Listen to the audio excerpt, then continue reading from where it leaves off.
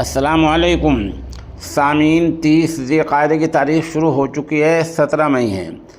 عنوان ہے طالب علم کی تلاوت۔ دراصل اس نامہ نگار نے یہ نظام بنایا ہے کہ آج سے انشاءاللہ العزیز بعد نماز عشاء کسی بھی ایک ادارے کے طالب علم کی تلاوت اپلوڈ کی جا کرے گی۔ شرط یہ ہوگی کہ اس کے الفاظ اور مخارج صحیح ہوں اور کوئی غلطی ایسی نہ ہو جس سے معاملہ بگڑ جائے۔ مثلا لحن جلی نہ ہو، لحن خفی بھی یہ دیکھا جائے گا کہ قاری کس حد تک اس کا اعتبار کرتے ہیں۔ میں خود اس فن سے چونکہ واقف نہیں ہوں، اس لیے جو بھی تلاوت آتی ہے اس کو ام المدارس دارالعلوم دیوبند یا مظاہر العلوم سہارنپور بھیج دیتا ہوں، وہاں سے اجازت آ جاتی ہے تو تلاوت اپلوڈ ہوتی ہے، ورنہ روک لی جاتی ہے۔ اس کی بنیادی وجہ یہ ہے کہ قرآن کریم جو نازل ہوا ہے وہ مکمل مخارج کی ادائیگی کے ساتھ نازل ہوا ہے۔ پھر وہاں سے صحابہ کرام کے پاس آیا، تابعین کے پاس، طبع تابعین کے پاس، نسلم بعد نسل قرآن کریم اسی طرح تواتر اور تسلسل کے ساتھ مکمل حروف کے مخارج کے ساتھ نقل ہوتا چلا آیا ہے۔ اس میں کہیں کمی بیشی ہوگی تو ہم ہی لوگ گنہگار ہوں گے۔ اس لیے جو بھی تلاوت بھیجیں وہ برائے مہربانی مخارج کی صحیح ادائیگی کے ساتھ اور رعایت کے ساتھ بھیجیں، انشاءاللہ اس کو جگہ دی جائے گی۔ اسی سلسلے کڑی میں آج ہم مظاہر العلوم سہارنپور کے شعبہ تخصص فی القراءت کے طالب علم مولوی سیف الرحمن مظاہری کی تلاوت کلام پاک پیش کر رہے ہیں، جس کے استاد گرامی کا اس میں گرامی ہے مولانا قاری مسعود احمد مظاہری فلاحی۔ اعوذ باللہ من الشیطان الرجیم، بسم اللہ الرحمن الرحیم، وَلِلَّهِ مُلْكُ السَّمَاوَاتِ وَالْأَرْضِ وَاللَّهُ عَلَى كُلِّ شَيْءٍ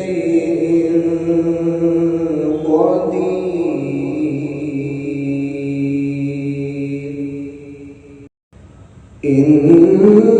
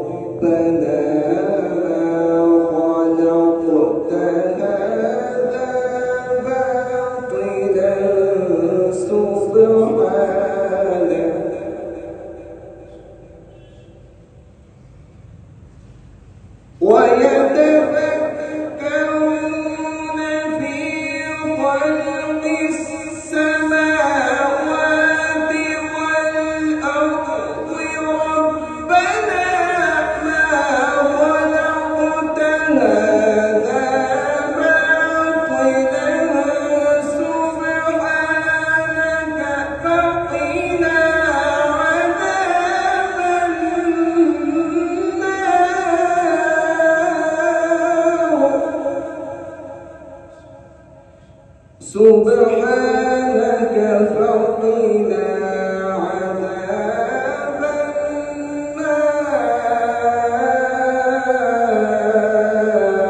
النار ربنا إنك من تدخل النار فقد أخزيته وما للظالمين من أنصار ربنا إننا سمعنا مناديا ينادي للإيمان أن آمنوا بربكم فآمنا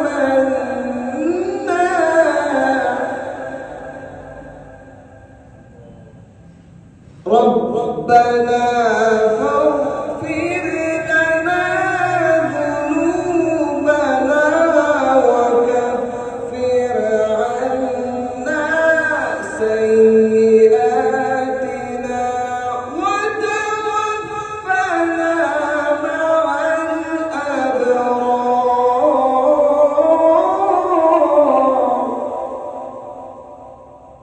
الأبرار